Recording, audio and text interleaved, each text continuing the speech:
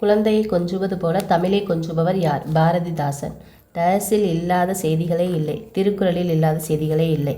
தமிழன் என்ற சொல் முதலில் ஆளப்பட்ட இலக்கியம் எது? அப்பர் தேவாரம்.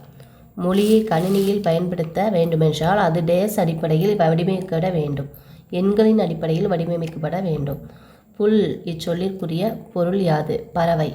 சரணாலயம் என்பதன் வேறு பெயர் என்ன? புகலிடம்.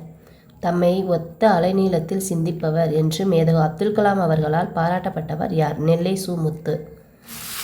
எதிர்ச்சொல். அணுகு விலகு, ஐயம் தெளிவு, ஊக்கம் சோர்வு, உண்மை பொய்மை. ஏற்றத்தாழ்வற்ற டேஸ் அமைய வேண்டும். சமூகம். மாமலை போற்றுதும் மாமலை போற்றுதும் இவ்வரிகளில் மாமலை என்னும் சொல்லின் இலக்கண குறிப்பு என்ன? உரிச்சொற்றடர். அத்தி மலர் மாலையை அணிந்தவர்கள் சோழர்கள். வேப்பம்பூ மாலையை அணிந்தவர்கள் பாண்டியர்கள். பனம்பூ மாலையை அணிந்தவர்கள் சேரர்கள். நன்மாடங்கள் என்பதன் இலக்கண குறிப்பு தருக. பண்புத்தொகை. நீண்ட நீண்ட காலம் நீ நீடு வாழ வேண்டும், வானம் தீண்டும் தூரம் நீ வளர்ந்து வாழ வேண்டும் என்ற பாடலை இயற்றியவர் யார்? அறிவுமதி. தேங்க்யூ.